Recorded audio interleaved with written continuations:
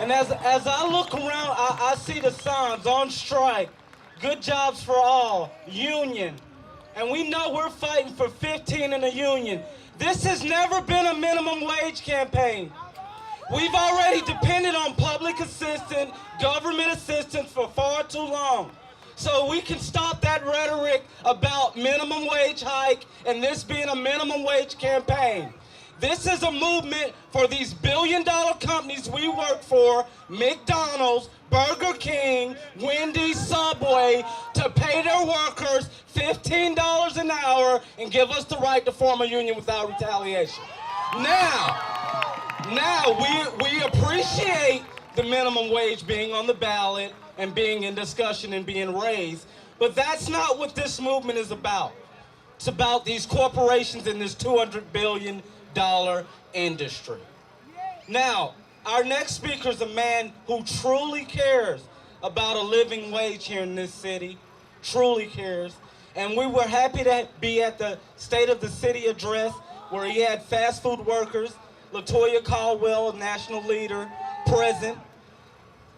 And a little more on the guy. I know he's a great musician, I've heard a little about, haven't been able to witness it yet, but Mayor Sly James, he has been an economic and civil leader in our great city since 2001. He's been an important supporter of the movement and the raises and the movement to create raises and create good jobs for all. And workers are proud to call him the mayor of our city, Mayor Sly James. Thank you very much. Thank you very much. Thank you for being here. The one thing that we always must remember is that nothing is going to happen unless we act together. If we do not act together, we will be picked off one by one, separated, culled from the herd, and nothing will happen.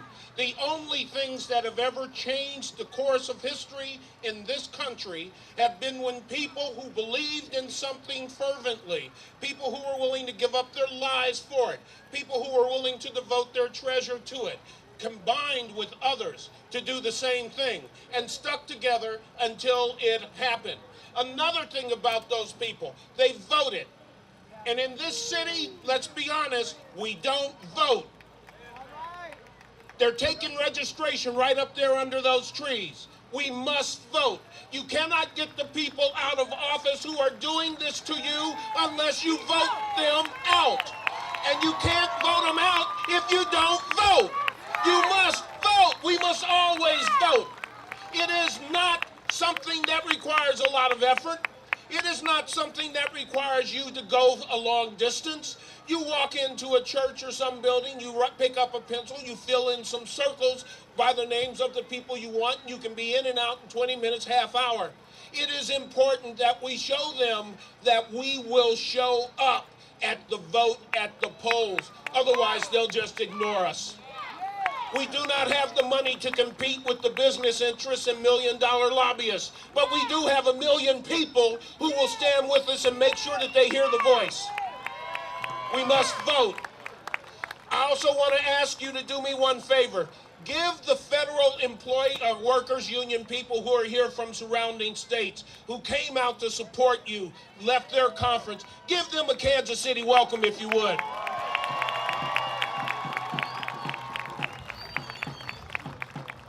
It is immoral, it is unjust, it is unreasonable, it is unforgivable, it is unexplainable that we all live in the richest, most powerful, best country in the world, and people work 40 hours a week and cannot feed their families. People work 40 hours a week and cannot put food on the table, cannot buy the clothes that they need, cannot take care of their children's needs, cannot access health care, cannot do things that other people do and take for granted. It is time for us to recognize that, and it is time for it to stop.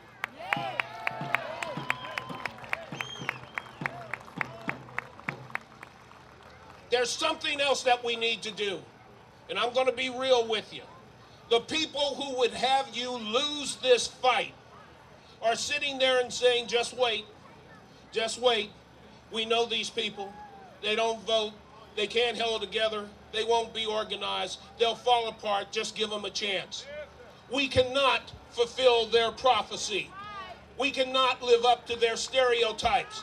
They don't respect us as individuals, or they wouldn't be doing what they're doing. We should never give them a reason to believe that they're right. They must understand that we are people. Low-paying jobs don't mean low-life people.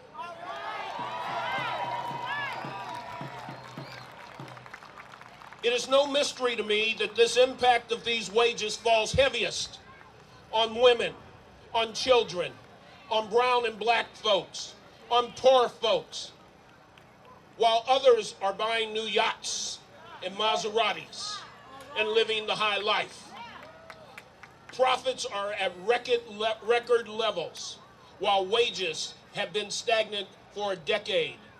It has to change. But it has to change in a way that brings people together. Because at the end of the day, we're all going to still need each other to do those other things that need to be done in this country. So let's hold together. Let's work together. Let's fight the same fight. Let's vote every single time. Let's vote. Vote the people who do this out of office. Take back our country seems to be a popular phrase. Let's take back our state. Let's make the state of Missouri raise that wage. Let's make the state of Missouri do the right thing. Thank you very much.